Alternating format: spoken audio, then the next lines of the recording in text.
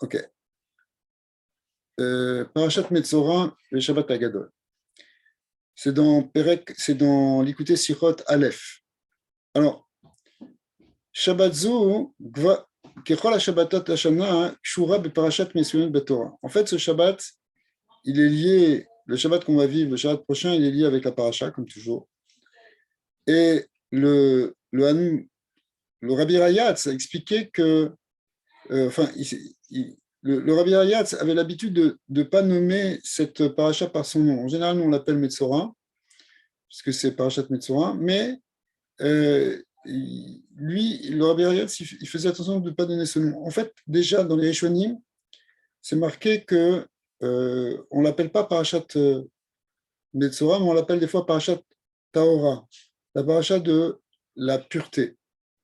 Et donc, il faisait, c'est-à-dire quand cette expression-là, l'appelait Parasha de la pureté, et pas la Parasha de Metzora, c'est déjà quelque chose de significatif en tant que tel. Ça veut dire qu'on ne veut pas voir le côté négatif du Metzora, et d'ailleurs, dans plusieurs sikhot, le Rabbi développe que le Metzora, il a un côté très positif, en fin de compte, puisque c'est lui qui nous apprend la notion de Tchouva, cette Tchouva qui doit venir avec Mashiach. Mais on va voir un petit peu sous un autre angle ce soir. Et il dit comme ça. Aval kvod kodeshato morui vechotni admour aya nimna bichlal milikrot ota be'eze shem sheu. Il ne donnait pas de nom à cette paracha. Velerov kataf ohamar et ayom bechodesh ukedone. Donc ici il disait le nom du mois ou le nom de la date dans le mois, mais il ne prononçait pas le nom de Metzora. Effectivement, maintenant on est dans le Chodesh Nissan, qui est le Zman de Yetziat Mitzrayim. Et Chechol ha'inyanim gam uvdazu shebeparashatim dikrat bechodesh Nissan i be'ashgacha pratit. Donc évidemment, le fait que cette année on le lise pendant Chodesh Nissan, ce qui est d'ailleurs ce qui peut arriver de temps en temps, eh bien c'est aussi be'ashgacha pratit, c'est pas pour rien. Shechan yesh leshne inyanim elu Kesher Adadé, il y a un lien entre cette paracha et la notion d'Yetziat Mitzrayim, et c'est ça qu'on va essayer de voir. Donc, en deux mots, c'est une introduction pour dire que elle a un titre un peu spécial, mais on ne va pas rentrer maintenant dans le nom de la paracha de Metzora. Par contre, si ça se lit pendant Nissan, c'est qu'il y a un lien avec Yetziat Mitzrayim, c'est ça qu'on va essayer d'expliquer. Bekesher Yetziat Mitzrayim, Amrou Chazal, Besrut Emuna Nigalu Avosenu. Que par le mérite de la Emouna, nos pères ont été délivrés. C'est-à-dire que pour sortir d'Égypte, il a fallu le croire à Emouna. Et c'est marqué Emouna, quand on dit Emouna, ça ne veut pas dire Akara. Akara, ça veut dire une perception, une reconnaissance. Emouna, c'est juste une croyance, une foi, une espérance. Ma meyuchad b'shebe Emouna, ou madouat louya yetziat mitzrayim davka besruta. C'est quoi la spécificité de la Emouna et pourquoi la sortie d'Égypte, elle dépend de ce mérite de la Emouna. Alors, qu'est-ce qu'il y a de spécial dans la foi? Alors là, le Rabbi va donner une définition qui est tout à fait fondamentale sur la foi juive. Ça revient dans beaucoup de Mahamarim, depuis le Admor HaZaken, Tzemar Tzedek, tous les grands maîtres de Chassidut Rabat se sont attardés sur cette question pour expliquer c'est quoi la spécificité de la foi d'Israël. Et en quoi elle se distingue de celle des nations. Alors il dit que les chassidés ou mataolam, c'est-à-dire même les gens pieux des nations, Modim et Messieurs Tabouré, ils reconnaissent, ils sont tous d'accord qu'il y a un créateur. Et là, chez les Didam, Enze Inyan chez les Mouna. Mais pour eux, la connaissance du créateur, le fait qu'il y ait un créateur, en fait, ce n'est pas de l'ordre de la foi. Pourquoi?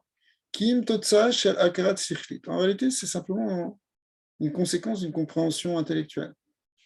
Philosophiquement, on arrive à la notion de Dieu. Pourquoi? Parce que Idbonenu b'misiut haolam tor anacha she'en davar osem et atzmo mevia les maskana shel metziut boré ou manig lebria. Le fait que on sait que rien ne peut exister par lui-même, il faut que si une chose existe, c'est qu'elle a une cause.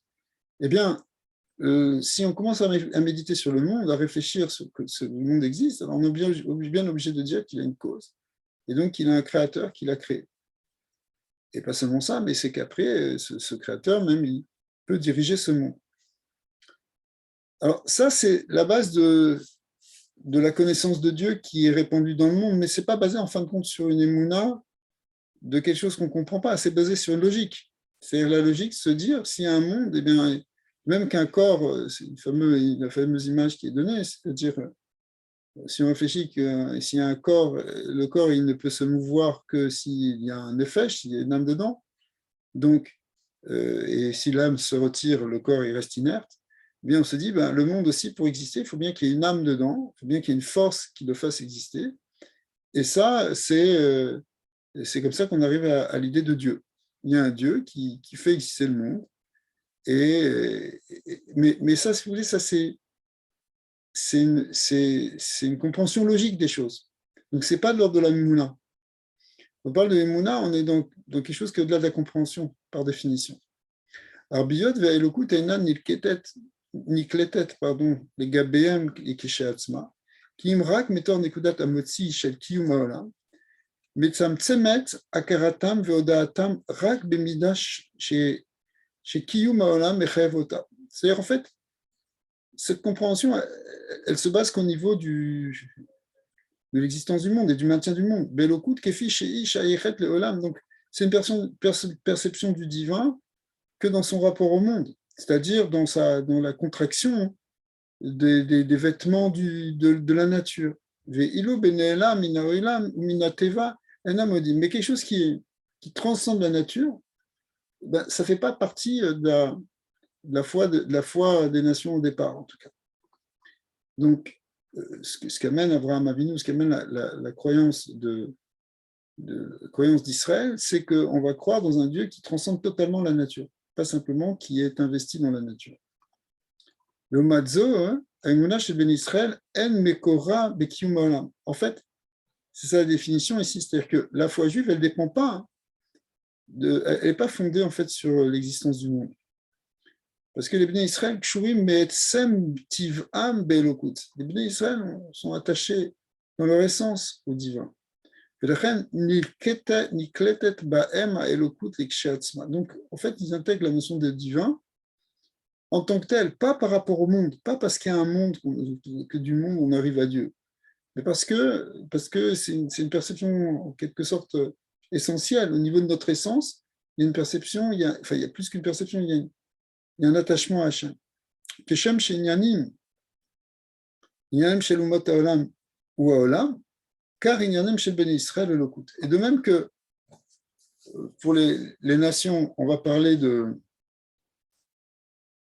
attachement qui passe par le monde, eh bien, pour Israël, ça va être par Elokut, directement. C'est un attachement avec Elokut.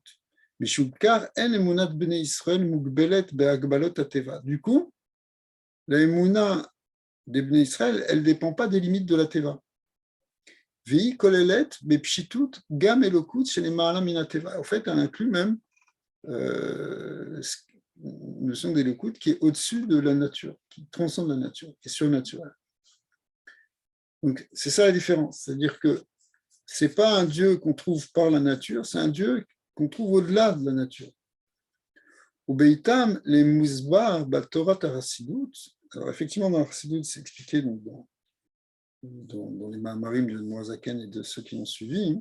Bemaout Afdel Ben Umot Haolam, les Ben Umot Israël, Emunat Israël. C'est quoi la différence entre la Emunat des nations et celle des Ben Israël?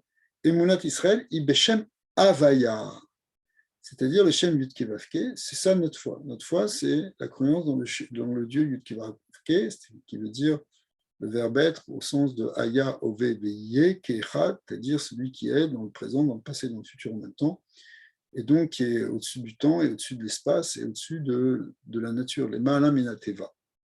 Alors que Emunat et Umot Haolam, Ibeshem Elohim, elle dépend du Shem Elohim, qui veut dire Dieu, mais qui est le Dieu dont on sait que Elohim, c'est Gematria Ateva, c'est-à-dire c'est la même chose que la nature, donc c'est Dieu en tant qu'il se manifeste dans la nature.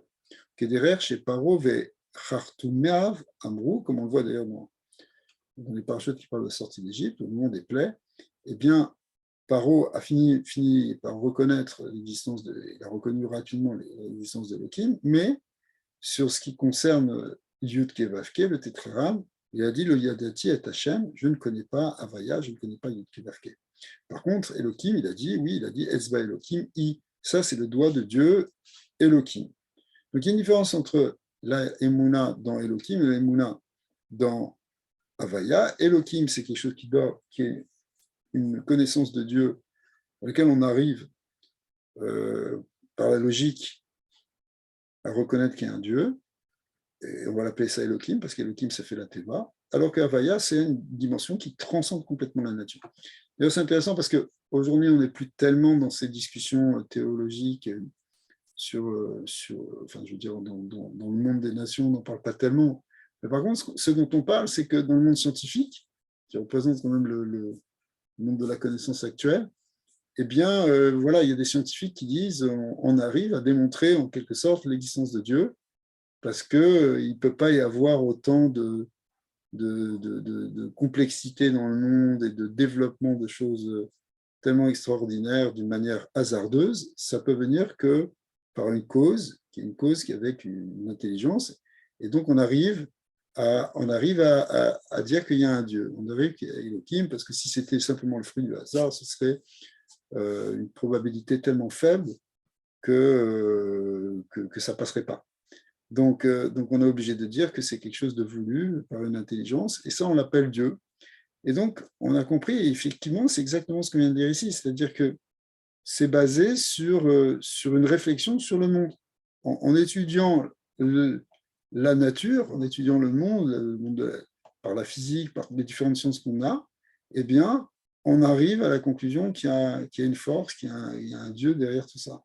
Mais on ne sait pas ni ce qu'il veut, ni ce qu'il est au-delà de ce monde. Or ça, c'est là qu'on rentre dans la vraie foi, en fait, dans la vraie Emouna, parce que jusqu'à présent, on était dans une espèce de logique. Maintenant, on arrive dans la vraie Emouna, qui est justement la foi dans le Shem Yud Kevavke. Donc ça, c'est comme ça qu'on peut définir la Emouna d'Israël. On croit dans le Shem Yud Kevavke. C'est ça qui va se révéler avec Yetziat Mitzrayim, c'est ce nom-là qui se révèle, et qui se révèle complètement au Sinaï, etc. Ça veut dire qu'on découvre un Dieu qui n'est pas lié avec la nature, qui est au-delà de la nature. Quand je dis un Dieu, c'est évidemment le même, mais ça veut dire dans son aspect beaucoup plus essentiel, le nom Yikevavke, c'est le nom propre d'Hachem, c'est-à-dire c'est ce qui représente ce que Hachem est avant même toute création, au-delà de toute création. C'est ça que c'est Aya Oveviye, il a toujours été, il est dans un présent permanent, etc. Donc c'est quoi? Ça, c'est l'idée de l'Aïmouna d'Israël. Le Yoter Havara, il va expliquer un peu plus. Le Yehudi mechapesh bechol davar shebeolam et ateva shebo. En général, chez les nations, on cherche la nature de chaque chose. רק כשהוא נתקל בתופעה שהיא בבחינת נס גלוי ואין לה כל מקום בטבע, הרי הוא נאלץ להודות שהיא אצבע אלוקי. En général, on cherche en fait la démarche habituelle qu'on voit dans le monde, c'est qu'on essaye toujours d'expliquer les choses de manière rationnelle. Et quand on n'y arrive pas, ou quand on voit plus exactement qu'il y a quelque chose qui dépasse la raison, qui est en fait à l'ordre du miracle, alors là, on dit oui, là, il y a un miracle de Dieu. Et on dit c'est le doigt de Dieu, c'est ce qu'avait dit Paro, justement. Mais on arrive à ça. Et même ça, on essaie quand même d'expliquer d'une manière plus ou moins naturelle.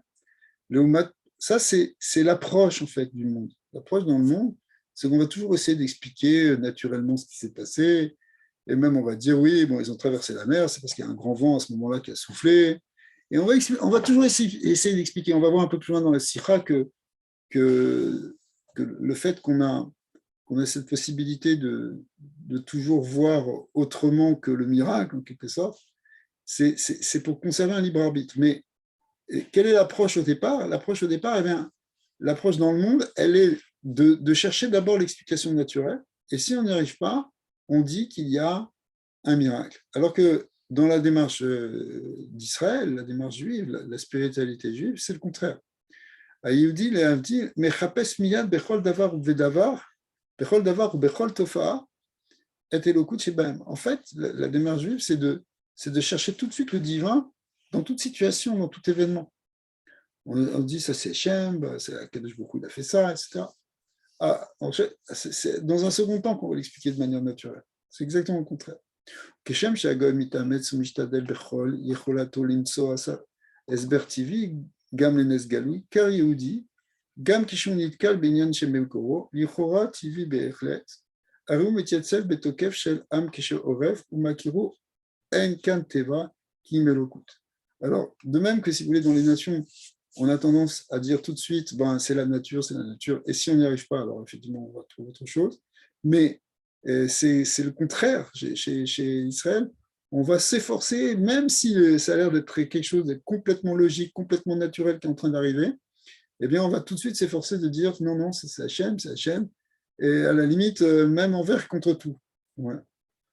Ou kefi chez Uzbar Pirouche, d'Ivra Yerushalmi, Ma'amin ban Bechaya Olami, les marot chez Kohan, Echad Yodea chez Zriyad Gar'in Be'adama, Mevia Be'orar Tivi, les Yed Smicha. Loïs Tamer Kolkar Yodi, car la Kachat Rafes Bemikreze. Le Yerushalmi ramène un texte dans le Yerushalmi qui parle de la Emouna, qui explique en fait que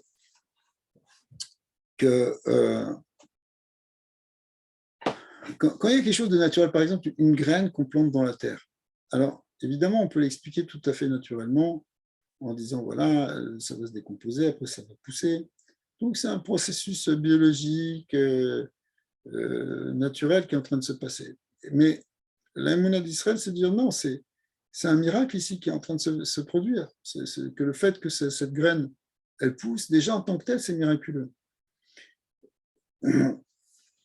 Comment le fait de mettre quelque chose au fond de la terre, dans l'obscurité, etc., c'est ça qui va faire pousser un arbre.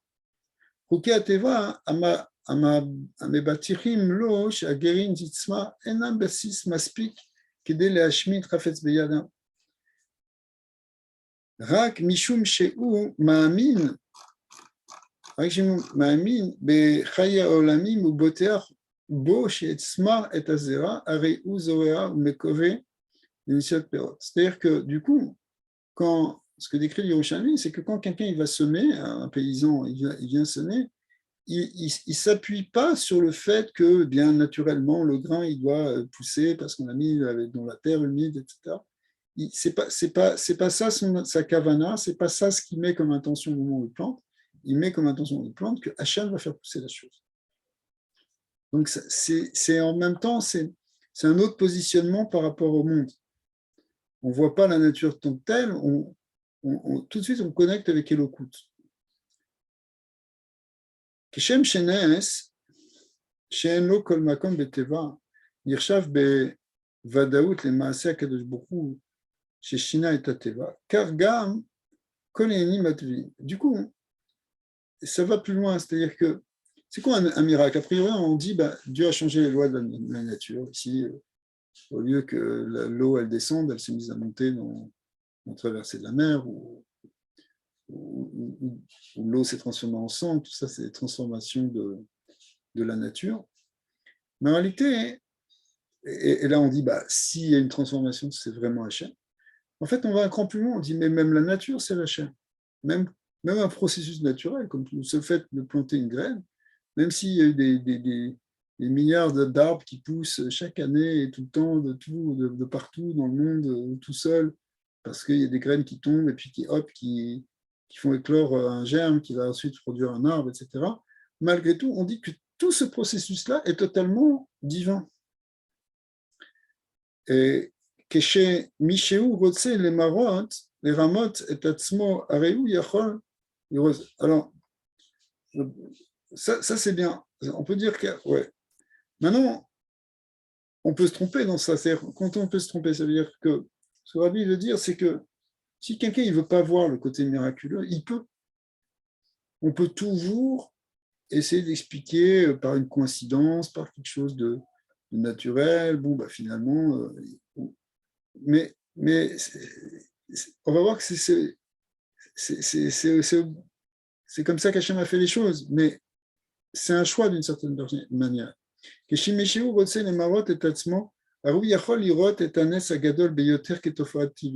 tu peux arriver à un point où même le plus grand miracle, tu le vois comme quelque chose, un mécanisme naturel qui est en train de se produire. Afilou Benet Kriyat Yamsouf, même la traversée de la mer Rouge, Shuechad Minanissim Agdolim Beyoter Adkedekar Shechazal Marim Oto qui est caché. On sait que c'est un très très grand miracle, à tel point que la Gemara le dit, décrit comme un miracle difficile. Et bien malgré tout, Nitan Makom Taoud Velomar chez En Kannes. On peut arriver encore à le voir comme quelque chose qui n'est pas miraculeux. Mais Soupar Bemechilta, chez Beshat Kriyat Yamsouf, Nifkeu, Kol Ameimot, chez Beolam. Effectivement, la Mechilta, qui est une sorte de midrash, explique que ce n'est pas simplement la mer Rouge qui s'est ouverte, mais en fait, toutes les eaux du monde, à part le Nar Perat, le Frat, bon, comme c'est expliqué dans les marines du Maharash, mais en réalité, toutes les mers, toutes les eaux se sont ouvertes. C'est ça qui fait que ça fait tomber une peur, une crainte sur eux.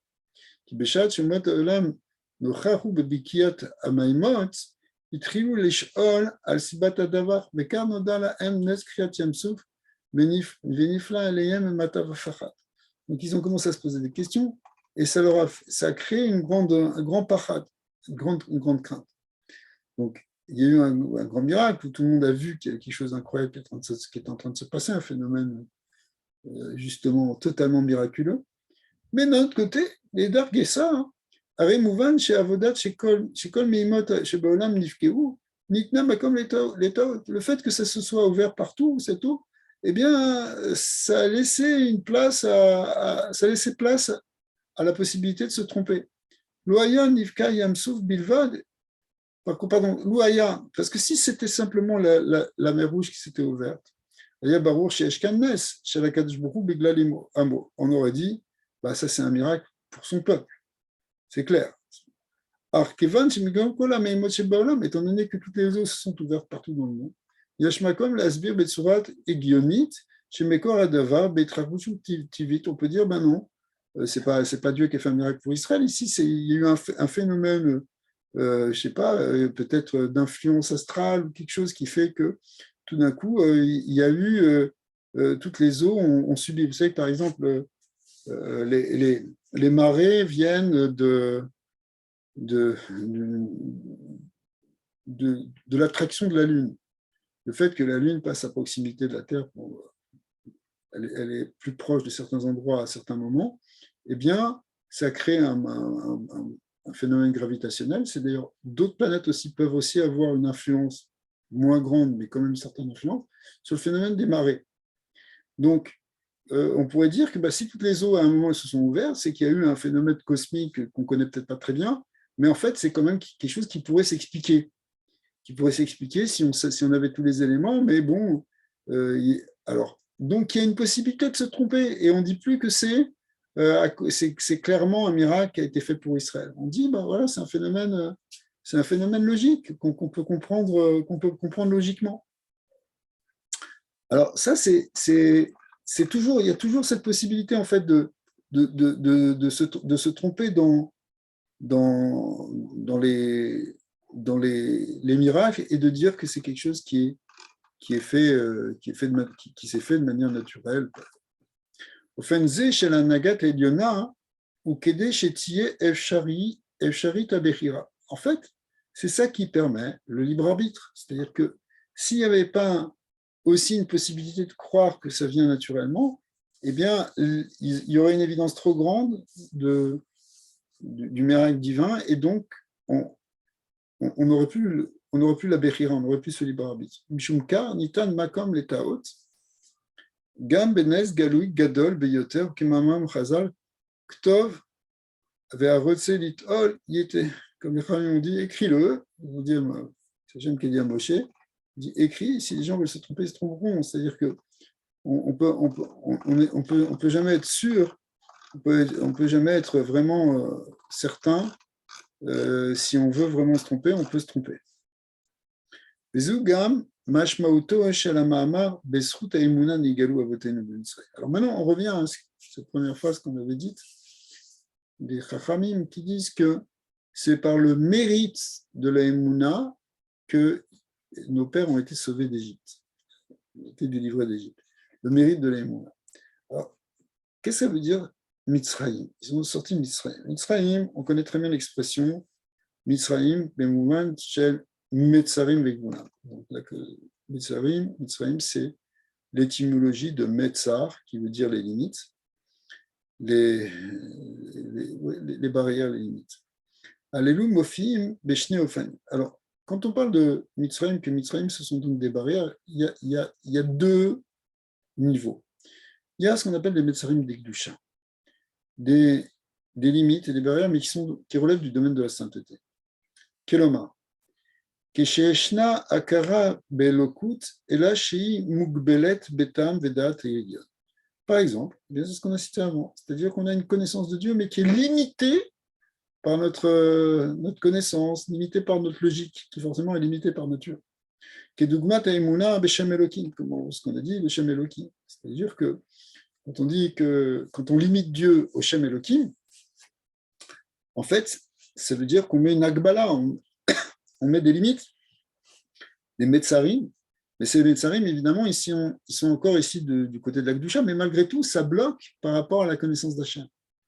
Sougé, seul metzarim, mais avec shoresh leitavut azog hasheni. En fait, le problème, c'est que c'est la source d'un deuxième niveau de metzarim qui, eux, ne seront pas du côté de l'Akdusha. Les premiers Metzarim qui sont dans la Kedusha, c'est-à-dire de limiter Dieu à Elohim, bon, c'est encore dans la Kedusha. Mais le problème, c'est que ça va générer d'autres limites, qui sont, alors celle-là, du côté de la Klippa, ce qu'on appelle des Metzarim des Klippa, c'est-à-dire du côté négatif. Chez Kochot à Elokut, pardon, Shichat à Elokut, les Gamré, c'est quelque chose qui va complètement, alors cette fois-ci, bloquer l'image de Dieu, enfin, amener l'oubli d'Hachem. Adkede Yerida Mata Mata Ishtak Out, même tête Sharetuma, ça peut nous amener même dans les plus grandes profondeurs de la Touma. Parce qu'à ce moment-là, on est en train de limiter complètement, on vit dans un monde sans Dieu, où on limite toute dimension divine, et donc après tout est ouvert à la Touma. Par contre, le srout de la Emouna, quand on a Emouna, mais on a vu cette Emouna, c'est-à-dire pas simplement la Emouna dans Elohim, parce que ça, la Emouna dans Elohim, finalement, c'est les Metzarim de Dusha. Donc c'est déjà des Metzarim qui peuvent ensuite entraîner donc des Metzarim de Klippa. Mais quand on a Emouna dans Havaya, c'est-à-dire qu'on est au-delà de tout ça, au-delà des Metzarim, au-delà des limites, eh bien, c'est ça qui crée la Géoula, finalement. Besvot Emouna, Itrashfut, Shel Ben Israël Ben Yane Olam, Veitrafut, Itafrut, Atevakla, en fait, c'est quoi? C'est fort de dire les choses comme ça. C'est-à-dire que ce que dit l'envie ici, c'est quoi la Emouna? C'est qu'on ne va pas calculer, les Bnei Israël, ils ne vont pas calculer les choses de ce monde. Pourtant, on est dans le monde, on doit faire attention aussi. Et il y a des lois dans le monde. Il y a des lois de Torah, il y a des lois physiques, etc. Mais malgré tout, profondément, il faut savoir que le monde n'a pas d'autre réalité que ce que Dieu lui donne. Et comme on est attaché justement à ces dimensions de Dieu qui transcendent le monde, alors on n'est pas limité, on n'est pas affecté profondément par les limites du monde. Donc, c'est la itrashvut shel ben Israël benyane oidam ve tafuchot atevakla. C'est quelque chose qui va au contraire complètement transformer on va aller au-delà de la teva. Car shelo benyanim ruchanim bilvad. Et c'est pas simplement à un niveau spirituel qui im gam benyanim gashmi, même sur les choses physiques. Chez Bahem en nire lichora shone ben bnei Israël umot haolam lehavdil ayu Israël metsu yanim sham. C'est-à-dire que même sur les choses physiques, a priori on dit on est tous dans le même bateau, c'est-à-dire que tout le monde est d'accord qu'il y a une force divine qui est derrière le monde, mais on est quand même limité par le monde. Eh bien non, les bnei Israël ils vont pas se laisser impressionner par ça. Et via davar les galut shemavaya chez les ma'alam et ateva. Pourquoi? Parce qu'en fait, cette émouna, elle amène un gilouï, un dévoilement du shemavaya, yud kevavke, comme on l'a dit tout à l'heure, qui lui est totalement au-delà de la nature.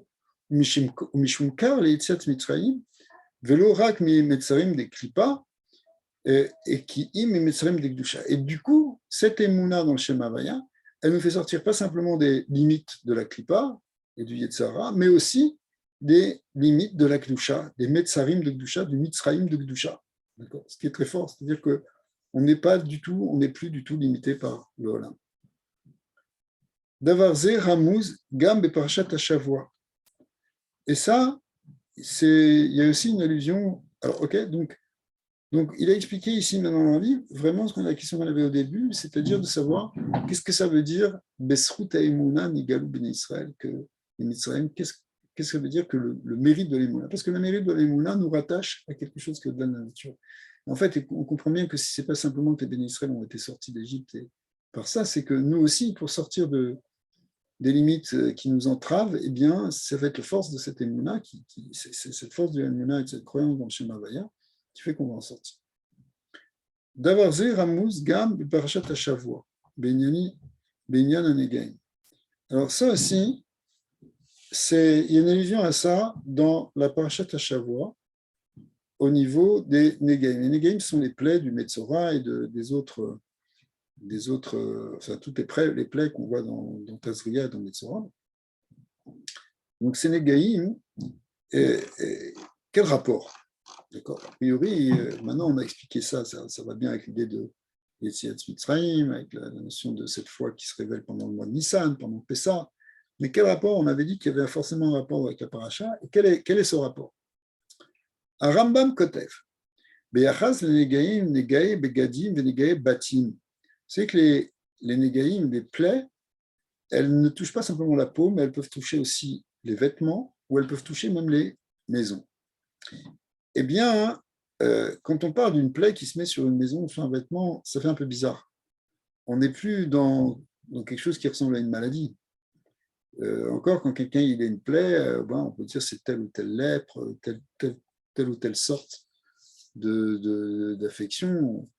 Aujourd'hui, on ne parle plus tellement de la lèpre, heureusement, mais enfin bon, voilà, on a quand même, les dermatologues, ils savent distinguer entre un psoriasis, entre un eczéma, un champignon, je ne sais pas encore quoi. Alors, à l'époque, il y avait d'autres maladies, a priori des teignes et d'autres, des autres telles qu'elles sont décrites dans la Torah. Mais le Rambam, il dit, le fait que ça porte aussi sur les maisons, sur les vêtements, ça veut dire qu'on est dans quelque chose qui est au-delà de la notion de maladie. On n'est pas dans quelque chose de purement physiologique, on est dans quelque chose qui vient d'un niveau spirituel. Parce que sinon, ça ne devrait pas s'appliquer sur des maisons. C'est pas, là, on est dans quelque chose qui est de l'ordre justement de la Torah. On n'est plus dans le registre des maladies. Et du coup, il apprend que toutes ces plaies-là, elles n'ont pas une dimension médicale ici, elles ont une dimension spirituelle. Elles sont là pour qu'on fasse tchouva, elles sont là pour qu'on réagisse. Mais il apprend ça du fait que ça touche justement les vêtements et les maisons. Chez Enam Imanago, chez l'Olam, qui im od ou pélé, la chaîne du Rambam, c'est de dire, c'est quelque chose qui est un signe, un miracle. Aya Israël qui aidait les Aziran Milachonara. C'est que le mot le Metzora, c'est le mot Tsera, c'est celui qui sort du mal de sa bouche, celui qui fait la Shonara. Alors, c'est un grand miracle que tout d'un coup, il y a une pierre dans la maison qui devienne teigneuse. Pourquoi? Parce que ça nous fait réagir en se disant, là j'ai eu un problème, j'ai dit la Shonara, il faut que je travaille sur moi. Si on ne la comprend pas, alors ça va venir peut-être sur les tissus. Voilà, il va le dire. Ça veut dire après, ça peut venir après sur les peaux qui sont dans la maison, s'il y a des tentures en peau, des choses comme ça. Et après, ça peut venir sur nos vêtements. Après, ça peut venir, si on n'a toujours pas compris, ça peut venir même après sur notre peau, proprement parler. Mais donc, le Inyan de Negaï, c'est quelque chose qui est de l'ordre du miracle, dit le Raman. C'est ça le point. Comme il le dit, effectivement, au départ, ça va affecter les murs de la maison. Si ça ne fonctionne pas, c'est-à-dire qu'on n'a pas réagi, ça va affecter les choses qui seraient faites en cuir dans la maison. Et puis progressivement, effectivement, ça peut se rapprocher sur des choses du dehors du corps. Donc tout ça, c'est miraculeux. Au Keshem chez Beinyan, Anegaim, Ayan, Nire, Be'alil, Donc c'était très clair dans les Négaïm, on voyait que c'était quelque chose qui venait d'en haut, que c'était pas quelque chose qui était, c'était quelque chose qui était donc qui n'était pas quelque chose de naturel, mais quelque chose de surnaturel. Car iminu bnei Israël she'akol ba milma'ala be'ashgacha pratit. Donc du coup, ça faisait que on avait ça appuyait la croyance, la compréhension que tout vient be'ashgacha. Même que les Négaïm, ils viennent be'ashgacha, ils viennent be'ashgacha pratit, c'est-à-dire que c'est Akadosh Baruch Hu qui les fait, qui les envoie, et bien de même aussi, c'est pas simplement sur le Négaïm, on comprend que tout vient de quelque chose, tout vient d'en haut. Car Israël, Shakol, Ba, Milmaala, Be'ashgacha Pratit, ou Kebe Negaim, Yesh Bechol, Prat, Kavana, Meyuchedet. Alors, de même que dans les Negaim, il y a une intention qui est derrière, puisque c'est quoi? C'est Kegon la Azira Minachet, c'est pour en fait nous prévenir de fauter. Ou la Mito Shel Davar ou Tov, en fait, donc c'est quelque chose de positif. C'est un Tov Nistar, c'est un bien qui est caché derrière cette plaie qui, a priori, c'est une situation désagréable. En réalité, c'est un bien parce que c'est pour nous reconnecter avec Hachem, et avec notre prochain d'ailleurs.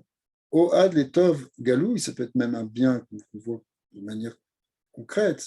Les ficheb, par exemple, on dit sur les pierres que ces pierres-là aussi, quand on les enlevait pour les purifier, parce qu'il fallait éventuellement aller les mettre à l'extérieur du camp, enfin, ou de la maison où on les trouvait lorsqu'on était en Eretz Israël, plus exactement, et bien des fois on trouvait un trésor derrière. Donc il y avait un bien galouille. Qui fit Shaya Benegaim, qui est un mot Bemidrash, Alile Venitet, cet abaït, Nimsa, Matmuniot, Shel Zaham, chez Itminu, à Kenaani. Donc on trouvait des trésors cachés par les Kénaaniens qui étaient derrière ces pierres. Donc ça veut dire que. Rabbi, je m'excuse. Oui. Mais c'était pas supposé être une. Parce qu'il y avait la pierre, comme vous dites, n'est-ce pas? Quand c'était le procès, c'était quoi? C'est qu'on voyait la lèpre qui venait sur la maison, la pierre en tant que telle. Ouais. Après, le Kohen, il venait, il examinait, n'est-ce pas? Et il déclarait comment c'était tamé. Ouais. Alors quoi, à ce moment-là, Si quoi? elle était Il retirait déclarée la pierre. tamée, c'était pas forcément, mais il fallait voir aussi si ça s'étendait, si ça s'étendait pas. On attendait aussi, on avait Ok. une semaine d'attente pour vérifier, un esguerre dans lequel on attend. Mais si on voyait que ça s'était étendu, effectivement, la pierre, il fallait la déchausser en quelque sorte et la jeter dans un endroit impur, en dehors de Jérusalem par exemple, dans un endroit où on mettait des choses impures. Mais le Midrash nous dit qu'il pouvait trouver derrière ces pierres-là, hein, en fait, une cachette secrète où il y avait. Donc ça veut dire que. Trésor de l'or. Je comprends, non, mais je veux dire, mais la personne, elle ne devait pas avoir une teshuva, je veux dire, c'est ma question. C'était Ça pas. veut dire que oui, c'est ça, c'est-à-dire qu'après Voilà. ça, si la personne a fait tchouva, ça ne va pas aller plus loin. Mais si la personne elle a pas compris le message en quelque sorte, ça peut après affecter d'abord ses vêtements, enfin d'abord les vêtements de sa maison, enfin les parties en cuir dans sa maison, en peau, les tentures, des choses comme ça, ou bien après même ses propres vêtements, et même après ça peut être même jusqu'à sa peau. C'est-à-dire que c'est d'ailleurs quelque chose qu'on apprend. On apprend un principe par rapport à ça, c'est-à-dire que quand on a une épreuve, si on a une épreuve, ça peut être une épreuve, une épreuve qui est là pour nous faire comprendre. Et si on comprend tout de suite par un petit quelque chose qui nous touche d'abord à l'extérieur, eh bien, on n'a pas besoin que ça nous touche plus proche. La Gemara, elle dit, c'est quoi un Nisayon? Ça commence à quoi dans un Nisayon? Un Nisayon, ça commence si quelqu'un met la main dans sa poche pour trouver une pièce et il ne trouve pas la bonne pièce. Ah, c'est embêtant, je ne sais pas ce qu'il faut sur moi. C'est casse-pied. Alors, quand tu fais ça, hein, c'est une petite épreuve. Si toutes nos épreuves s'arrêtaient à ça, au Hachem, on peut y avoir des épreuves plus graves. Mais la Gemara dit, ça c'est un Nisayon. Comment c'est un Nisayon? Oui, parce que ça peut suffire pour qu'on se remette en question, qu'on se dise, il y a peut-être quelque chose. Si ça m'arrive, c'est. Bon, il ne faut pas être non plus trop fou, mais si ça m'arrive, c'est aussi un message d'Hachem pour que je remette en question quelque chose. Et je me remets en question, je fais un cheshbon hanefesh à partir de là. Le fait que je fasse un cheshbon hanefesh, eh bien, c'est une sorte de teshuva qui fait que je peux arranger le problème et le nisayon disparaît. Mais si on ne le fait pas, alors on va essayer de te pousser un peu plus pour que tu réagisses, parce on veut que tu bouges, on veut que tu ne restes pas toujours coincé dans cette mauvaise habitude, coincé dans cette chose-là qui est mauvaise pour toi, qui va te détruire à la fin. Alors, à cause de ça, on essaie de te faire réagir, et soit tu réagis tout de suite du premier coup, soit ça peut aller de plus en plus avec des difficultés de plus en plus grandes jusqu'au moment où on va vraiment faire, tu vois. Ben ce principe-là, en fait, il est écrit dans cette parashat Negaim. Au départ, ça touche quelque chose d'extérieur qui ne t'affecte pas tellement, mais qui est suffisamment surnaturel pour que ça te remette en question. Tu comprends qu'il y a un message d'Hachem, tu as cherché ce message d'Hachem, tu essaies de le comprendre et de réagir avec. Ou bien, sinon, on va le ramener plus proche de toi jusqu'au moment où ça va te toucher vraiment, quoi. Alors, bon, évidemment, on ne cherche pas les épreuves, on sait qu'il y a un lien de ne pas chercher les épreuves, mais c'est ça le processus qui est décrit ici. Donc, celui qui trouvait le trésor, il a fait le chouva, on espère. Alors, derrière ça, en fait, ça veut dire, ça, c'est déjà ce qu'on appelle un tov nistar, c'est déjà un bien qui est caché. Parce que, bon, c'est pas très marrant d'avoir une épreuve, mais c'est un bien caché parce que finalement, ça te rapproche d'Akadosh beaucoup, mais ça peut être même un bien dévoilé parce qu'en fait, clairement, tu vois que c'était un cadeau, quoi. Razak. Donc, il faut toujours espérer que ce soit que des cadeaux. Parce que... Ouais, absolument. C'est la seule faute pour laquelle on a ces. Alors, Non, en à vrai fait, dire, non, parce que c'est on peut intéressant. chercher, Effectivement, on les en parle pièces et surtout tout ça. on en parle surtout sur le Lachon Hara. Et le fait qu'on Où en c'est parle visible. Ouais. sur le Lachon Hara, c'est super intéressant, quoi. Parce que c'est le problème majeur, en fait, des hommes. C'est-à-dire de voir du mal dans l'autre, de voir du mal dans le monde, de voir du mal dans tout. Alors, on va expliquer quelque chose de très beau maintenant, qui va compléter ce qu'on a dit avant. Les filles à amour, Yuvan Gam Mahama Chazan, Roi Tzfoni Vaina Mesuvevet. Il y a c'est marqué dans Baba Batra, dans Agmara, que Dieu il a fait le monde entouré de quatre barrières en quelque sorte. Enfin, le monde est limité des quatre côtés, sauf du côté nord, où les choses elles sont pas bien scellées, elles ne sont pas bien fermées. Et on sait que les problèmes du Yetzara, ils viennent du côté nord, symboliquement le nord qui correspond à celui de Gourin, il est le shoresh du Yetzara. Et la raison qui est donnée, comme c'est marqué dans Pirkei de Rabbi Eliezer, c'est qu'aider le Riyar est appelé chez Bebria, Shamaim Varetz. C'est très intéressant ce que dit le Pirkei de Rabbi Eliezer. Il dit pourquoi Hachem il n'a pas complété le monde en quelque sorte, il y a quelque chose, il y a une faille dans l'univers. C'est pour qu'on arrive à reconnaître que le côté miraculeux des choses. Parce que si tout était parfaitement bien scellé, bien huilé, et que le monde fonctionnait parfaitement bien, on n'aurait pas besoin d'Hachem. Hachem, il suffirait de faire exactement tout ce qu'on a à faire et tout fonctionnerait. Mais malheureusement, ça ne marche pas comme ça, les amis. Des fois, on fait tout comme il faut et ça ne fonctionne pas. Il y a toujours le petit grain de sable là, qui vient. Ok, on a tendance à se dire si je fais tout selon les règles, ça marche bien ici comme ça, on fait tout parfaitement les règles, tout va bien fonctionner. Mais il faut encore cacher mitaine ce que ça fonctionne. Et ça, c'est ça, ce quatrième côté qui est pas fermé. Il y a une faille. Si c'est pas Hachem qui va te boucher cette faille, tu risques de tout peut basculer. Il y a une fragilité en fait dans l'existence, fragilité dans le monde. Même le gars le plus prudent, le plus prévoyant, il y a toujours quelque chose qui peut être inattendu, qui surgit, parce qu'en fait, personne ne peut tout contrôler. Et c'est bien que ce soit comme ça, nous dit Pirkei de Rabbi Eliezer, parce que c'est ça qui fait que tu laisses une place à Hachem dans ta vie. Qui est appelé chez Bébria, c'est pour révéler le côté merveilleux qui est dans la création, le côté extraordinaire, le côté divin en fait. Le Kishavo, Imi, Veachish et Pele Abriya, Yomaro, Ere et Koach, et Kocham, et Nessa, le Hashlim, et Troatsuni. C'est pour ça que s'il y a quelqu'un qui vient qui dit, mais non, il n'y a rien d'extraordinaire dans la création, c'est tout, tout est prévisible, il suffit simplement de comprendre, et par la logique et par la science, on peut tout expliquer. On dit, ok, alors vas-y, bouge ce quatrième coin, ce côté nord, toi qui es très chacham là, va le boucher, c'est-à-dire va vraiment empêcher l'imprévisible. O az yares leodot be'avodat iyot abriya rak pelet aborarit bara. Et là, s'il va essayer de faire ça, il va finalement se rendre compte que bon, il y a une question, il y a quelque chose qu'il ne peut pas faire, qu'il y a quelque chose qui est extraordinaire dans la création.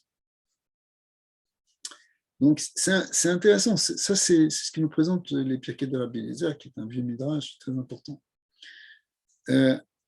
Mais le Rabbi va essayer de l'expliquer. Ma'amarze taoun avara. Ça demande quand même des explications. A ketzad itachen amarshava she'en pele bebriyat haolam. Ce serait basé sur l'idée que on pourrait croire qu'il n'y a rien d'extraordinaire, il n'y a rien de miraculeux dans le monde. Est-ce que quelqu'un il peut vraiment penser ça?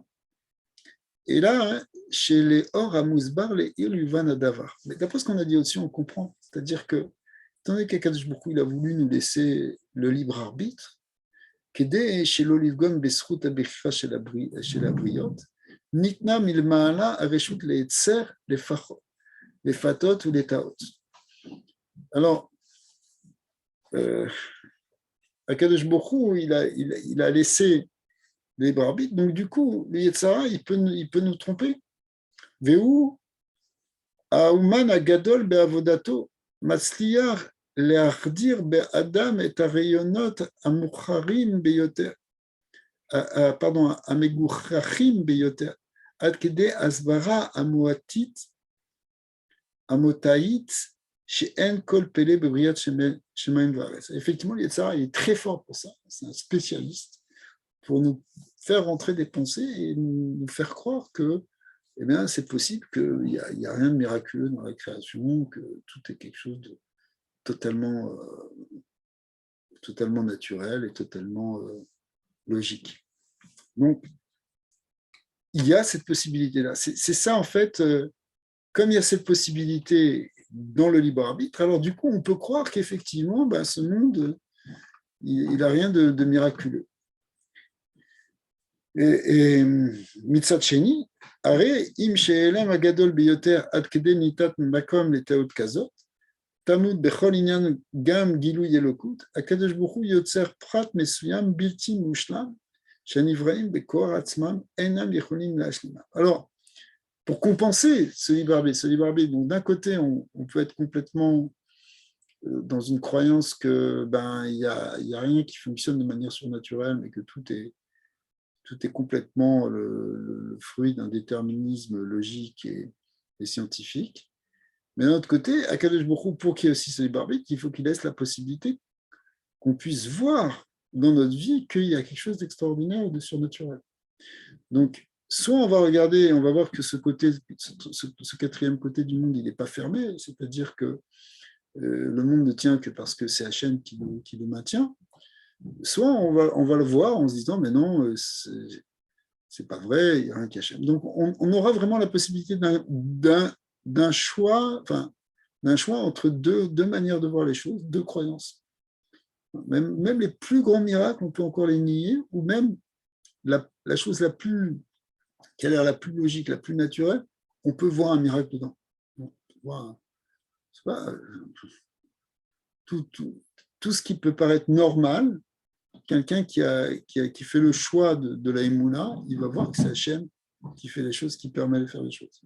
On respire, ben, tu pourrais dire respirer, c'est quelque chose de tout à fait naturel, normal, tout respire dans la création. Ben, un croyant va le voir comme un miracle. Et un autre va dire, ben non, c'est pas un miracle. On l'a vu même récemment dans les problèmes de respiration qu'il y avait le Covid. Alors, Kishem Sheze Bebriyat Haolam, car Adavar Be'anagat Haolam. Alors, tout ce qu'on dit sur l'idée de création du monde, hein, on dit que c'est. On voit, est-ce qu'on va croire qu'Akadosh Baruch Hu, c'est le créateur, ou bien, en réalité, ce n'est pas simplement au niveau de la création, mais c'est même aussi au niveau de la naga, de comment Akadosh Baruch Hu, il dirige le monde. Im beofen nissim ve'im beofen tivi. C'est-à-dire, est-ce que le monde il fonctionne de manière surnaturelle et miraculeuse, ou bien est-ce que le monde il fonctionne de manière totalement naturelle? Eh bien, le point, c'est que Imadam Rotse Leidbarer Bilvavo, Liskof et Srout Tzlachato le Taalicho Ateva, Ole Kocho ve Otsem Yado chez Asalo et Achailazé. Donc, tu as le choix, et ça dépend de ce que tu veux. Est-ce que tu veux croire que c'est miraculeux, ce qui t'arrive, et que tu vis dans un monde divin finalement, ou bien est-ce que tu dis non, tout dépend de toi, tout dépend de ce que tu fais, de ce que tu auras préparé, de ce que tu auras engagé, et tout dépend de ta force. Et alors, la question, elle n'est pas de savoir est-ce qu'on doit faire quelque chose ou ne pas faire quelque chose. Tout le monde est d'accord qu'il faut agir dans ce monde, mais la question, c'est de savoir sur quoi tu t'appuies. Est-ce que tu crois que tout dépend de ton bras ou est-ce que tu crois que tout dépend d'Hachem, même si tu vas faire fonctionner ton bras. Mais si tu dis c'est mon bras qui a fait tout ce travail, et c'est pas Hachem, hein, si c'est pas moi qui me bouge, c'est pas Hachem qui va me le faire, c'est un problème. Pourquoi? Parce que tu es en train de nier la dimension divine même de ce que tu es en train de faire. Donc, c'est une question de savoir comment on croit, en quoi on croit. Effectivement, on a la possibilité de croire dans une chose comme dans une autre. משום כך, כשאדם רואה בפרט מסוים בענייניו שאינו ניתן להשלמה והצלחה משום פנים, alors des fois, hein, quelqu'un il voit dans sa vie que ça ne fonctionne pas. Il a fait des trucs et puis il ne s'est pas allé jusqu'au bout. Les gens qui sont dans le business, ils peuvent le voir assez souvent, c'est-à-dire que des fois, tu montes un dossier, tu crois que tout est huilé, tout est parfait, tout est rodé, ça a été vérifié, revérifié, ça devrait marcher à 99,99% des chances, ça doit fonctionner, 100% ça doit fonctionner, et il y a quelque chose qui fait que ça ne fonctionne pas. Et pourquoi ça ne fonctionne pas? Eh ben, parce que ça ne dépend pas que de toi, et ça ne dépend pas que, même pas forcément du gars qui est en face de toi, ça dépend des fois de conditions qui t'échappent. Alav les trazek. Alors, celui-là, qu'est-ce qu'il faut faire quand ça arrive comme ça? Au contraire, c'est un moment de cette mitrazek dans la Emouna, bitrono béboré, il faut se renforcer. Voilà, on avait fait des plans, on pensait qu'on allait faire comme ça, on ne le fait pas, eh ben, il faut se renforcer dans la Emouna.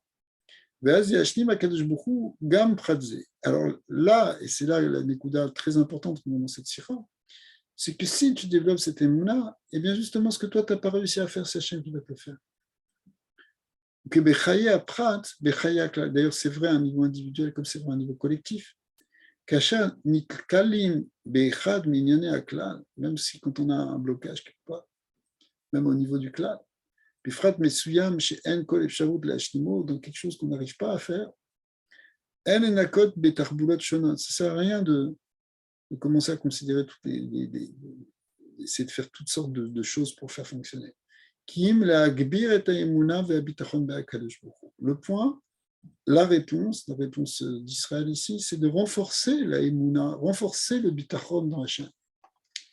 Parce que ce quatrième côté-là qui pose problème, le côté nord, là, c'est Akadosh Baruch Hu qui va s'en occuper.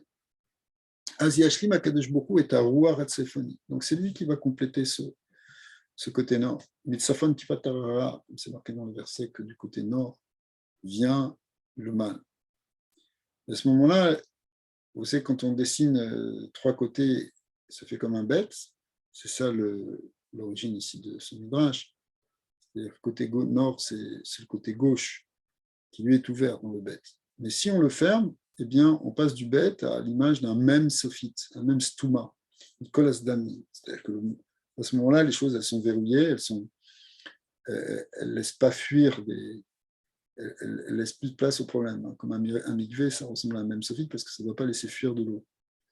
Remes gam le Geoula Atida, et ça fait référence à la Geoula Atida, comme c'est versé dans ce passou de les Marbé à Mishra, passou de Yeshayahu qui est écrit les Marbé à Mishra, hein, qui veut dire, qui parle de la mesure, mais le mot Marbé, bien que ce soit un même qui soit au milieu d'un mot, il est écrit avec un même sophite, et ça, c'est des versets qui font référence à la Géoula, et donc ça fait référence au fait que pendant la Géoula, on sera passé du bête de Bereshit au même, c'est-à-dire que le monde sera complété. Mais pour qu'il soit complété, en fait, il n'est pas complété par quelque chose de naturel, il est complété par Hachem.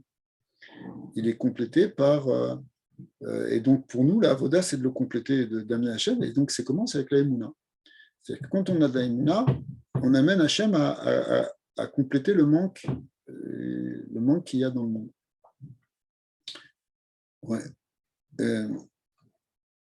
Et le yé tsorer bechassidé au motalon, chesed le omen khatat, les garmayu avdin, qui à Kadesh Bokhu. Donc on n'aura pas besoin de faire appel non plus aux nations.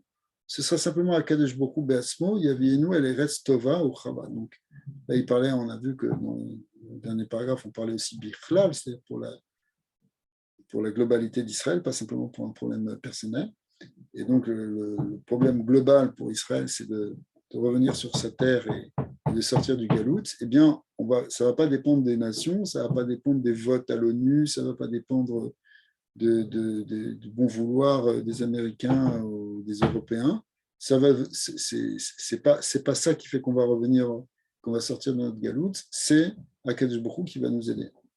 Qui Akadosh Baruch Hu Atzmo, Yavienu El Eretz Tova ou Chava, c'est Dieu lui-même qui nous a amené. Eretz Asher Ene Hashem le Kechaba, cette terre dont on dit justement que les yeux dessus sont, que les yeux d'Hachem sont dessus. Alilé Mashiach Tzidkenu, Lumera Ve'enu, c'est ça le Mashiach en fait. Ok, alors pour conclure la Sikha, ici le Rabbi ramène quelque chose sur le Chodesh Nissan.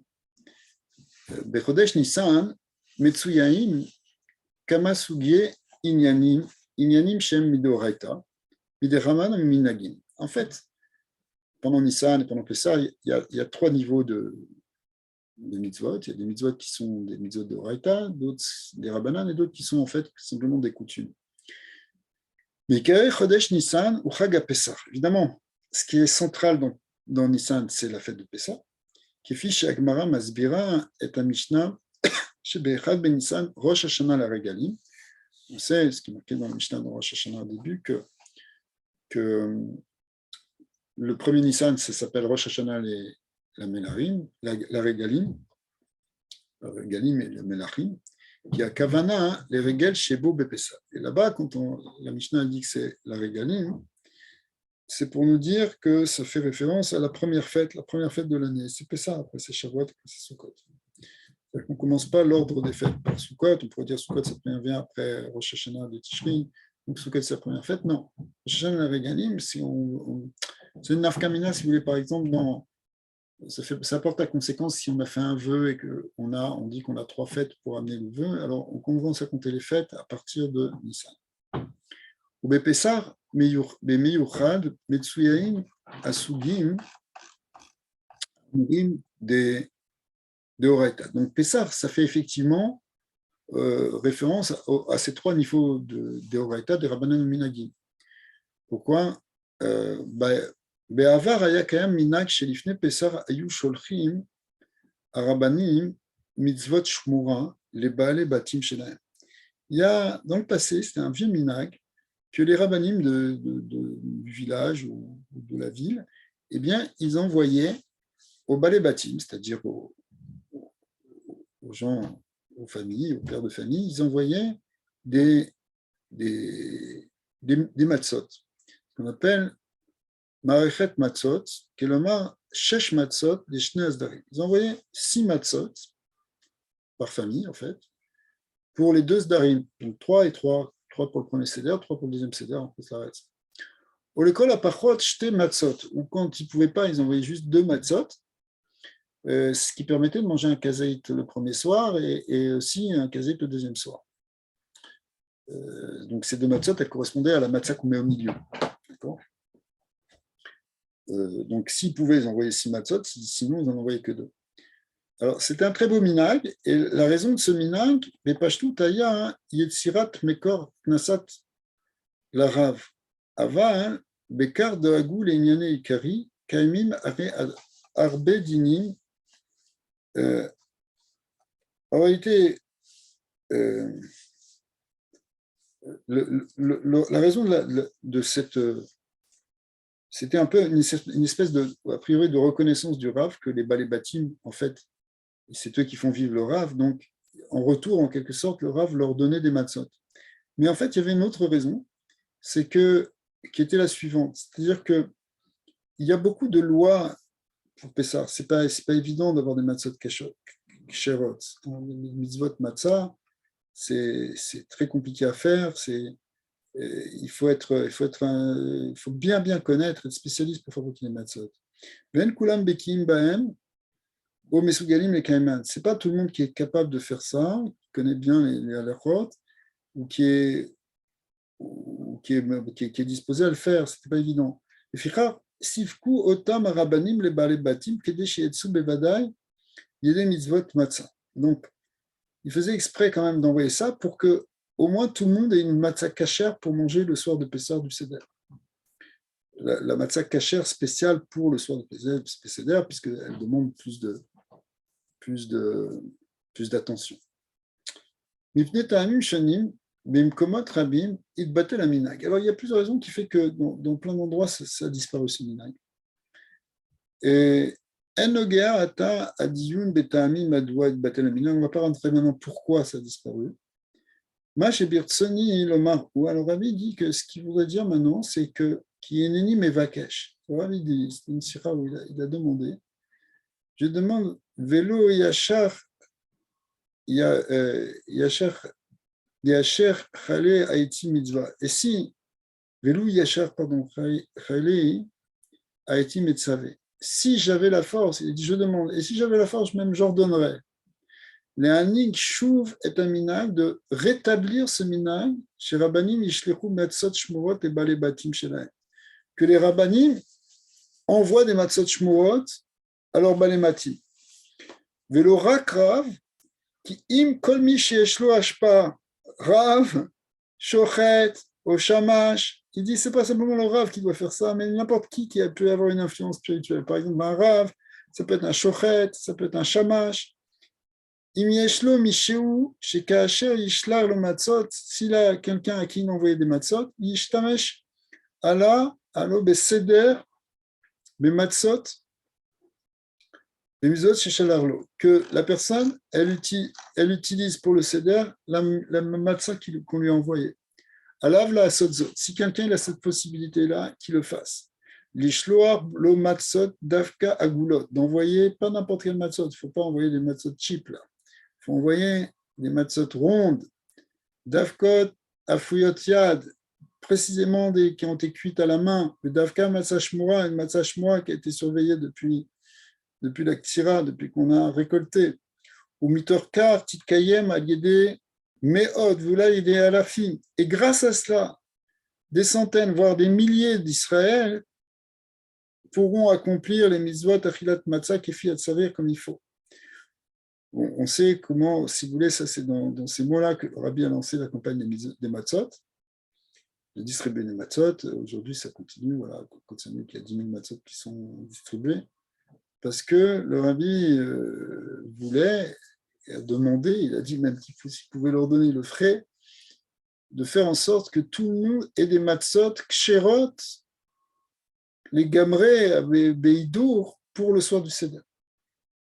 Il ne s'est pas appuyé, comme toujours, le Rabbi, il n'a pas inventé quelque chose comme ça qui n'existait pas. Il s'est appuyé sur justement un minag ancien, où effectivement, la raison de ce minag, c'était pourquoi les rabbanim distribuaient des matzot à leur balai batim, c'est pour être sûr que tout le monde ait des matzot ksherot pour le soir du Seder.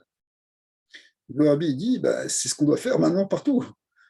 Et n'importe quel rabbin, n'importe quel rav, n'importe quel chouchet, n'importe quelle personne, n'importe quel bête rabbin, doit faire ça.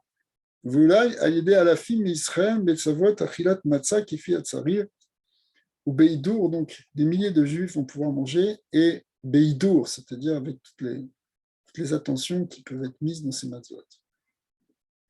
Bimkomot ba'em notnim la horrors darim klaim. Et dans ce endroit-là, par exemple, on va organiser des sédères de groupe, des sédères communautaires. Eh bien, il faudra aussi donner ça dans les sdarim, ce genre de matzot.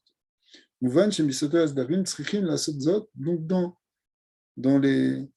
ceux qui s'occupent de faire ces sdarim-là communautaires aussi doivent donner des matzot shmurot. On ne va pas se limiter de dire, bon, c'est déjà pas mal s'ils viennent là, les gens, ils mangent un petit peu de matzah carré. Non. Il faut donner les meilleurs matzot à tout le monde. On voit que c'est ce que faisaient c'est ça qu'il faut faire en fait. Vigdola malat vesegulat mitzvot matzah, chez Ikilshon Azoha Kadosh. Or, cette mitzvot de matzah, cette matzah-là qu'on mange le soir du Seder, eh bien, elle est, comme c'est marqué dans le Zohar Kadosh, Michalad de Asvata, Michalad de Memnuta, c'est un aliment de santé et un aliment de foi. Ve'are emuna yesod kol ha-mitzvot, ve'achayim bichlal. Or, la emuna, on l'a vu, c'est le fondement de toutes les mitzvot et de la vie, de manière générale. Ki kiyum ha-mitzvah, ki fi atzarir beidur, yiten chayut ve'kiyum ha-toiru ve'ha-mitzvot, bechol ha-shana, shete shana briyot beruchaniut, ou mimela shana briyot begashmiut. Donc, ça va nous nourrir et ça va nous donner une force et une bonne santé spirituelle et matérielle pour toute l'année. Donc, de là, on voit que c'était pour conclure avec cette idée que le rabbi a déjà en Tafshin Dalet, c'est-à-dire en 1954, le rabbi avait lancé a poussé tout le monde à manger des matzot shmurot et à les distribuer. Donc, B'nai Hashem, on encourage tout le monde à avoir des matzot comme ça, au moins pour le soir du Seder, et ça peut toucher toute personne, que tout le monde puisse avoir accès à ça. Ça, c'était très important pour le rabbi. Et ce n'était pas simplement comme ça on voit, c'est vraiment la nourriture qui amène cette santé, cette foi profonde dont on a vu qu'elles sont fondamentales pour notre existence cette fois. Hélène, c'était quoi, rappelez-moi le parallèle entre Metzora et la Shara, ce qu'il nous a expliqué, et la Imna au début de la paracha, parce qu'il a commencé avec. Le Metzora aussi, le Metzora, ça vient nous apprendre le côté surnaturel des choses. C'est-à-dire que d'accord, c'est ça. On n'est pas dans quelque chose qui est de l'ordre du physique, du naturel, on est dans quelque chose de complètement surnaturel. C'est ça, ouais. Donc, très bien. Bon, mais après, les gens, ils ne sont pas à plaindre. Si on voit le Midrash que vous avez ramené, le Mechilta, qui dit que toutes les os sont ouvertes en deux, ça devient plus difficile à. C'est-à-dire que ça, c'est ce qui permettait de jeter le trouble. Parce que tu peux te dire, tiens, il y a eu un phénomène cosmique là, ça peut arriver, des fois, il y a des choses comme ça. Je ne sais pas, il y a un moment dans la Tkoufa, dans quelque chose, on peut imaginer qu'il y a des phénomènes cosmologiques qui font que ça a une influence sur toutes les eaux sur Terre, et donc on oublie qu'en fait, c'était un miracle qui a été fait spécifiquement ici pour Israël, pour ouvrir la mer Rouge, pour qu'ils puissent traverser, etc. Donc, il y a toujours, c'est pour dire qu'il y a toujours une manière d'interpréter les choses d'une manière fermée, d'une manière bornée, sans voir Hachem. Pour nous, tout est miracle, finalement. Alors que la vision d'Israël, c'est normalement d'abord voir les choses comme miraculeuses. On les voit d'abord comme miraculeuses, et après on essaie de les expliquer aussi rationnellement, mais d'abord on dit c'est sûr que c'est Hachem. Même dans un phénomène naturel, même dans la chose la plus naturelle. Voilà. Okay. Mais après, ce qu'il rajoute de Pessar de Nissan. Alors après, c'est que Nissan, en fait, c'est un moment où justement on peut faire grandir cette émouna. C'est vraiment c'est la révélation d'Hachem. C'est là où on sort de Mitzrayim. Donc on sort de cette vision purement limitée à une logique rationnelle et matérialiste. Où on vient et on dit non, c'est Akadosh Baruch Hu qui se révèle. Et quand on sort de cette Égypte de Gdoucha, on sort de toutes les Égyptes, c'est-à-dire qu'on ne va plus vivre simplement d'après les lois du monde, là on va vivre d'après la Emouna. Même si évidemment les lois du monde, on doit aussi les respecter à un certain niveau, mais on leur attribue pas le pouvoir en tant que tel. Exact. Mais après, quand il parle des matzot, c'est un truc qui rajoute en plus ça. Voilà, c'est quelque chose qui est en plus, mais parce que finalement, la matzah, c'est C'est le la émouna. geste, c'est l'aliment qui va nous nourrir de cette émouna. C'est-à-dire que toute cette émouna dont on a parlé, dont on a parlé maintenant, on va l'intégrer physiquement en quelque sorte en mangeant la matzah. La matzah, comme explique le Rino, toute chose spirituelle, elle s'appuie sur un geste matériel. Ici, toute la émouna, elle s'appuie sur le fait de manger la matzah. C'est pour ça que les matzot, on demande qu'elles soient tellement dans la kedusha, parce que c'est pour vraiment s'attacher à cette conscience de l'unité d'Hachem. Exact. Excellent. Merci beaucoup. Ben avec plaisir. Avec plaisir. Alors, Bezat Hachem, on va continuer. Bezrat Hashem. On va faire un Pessar Kacher et sa mère. Amen. Bonne soirée. Merci. Et Bezat Hachem. Ouais. Bon, si Dieu veut, si demain j'arrive, on essaie de faire encore un petit cours. Avec plaisir. Sur notre sujet. Chazak. Alors, et bonne chance pour demain, Bezat Hachem. Amen. Des bonnes nouvelles. Merci. Au revoir. Bonne soirée. Bonsoir, monsieur. Bonne soirée. Bonsoir, Simon.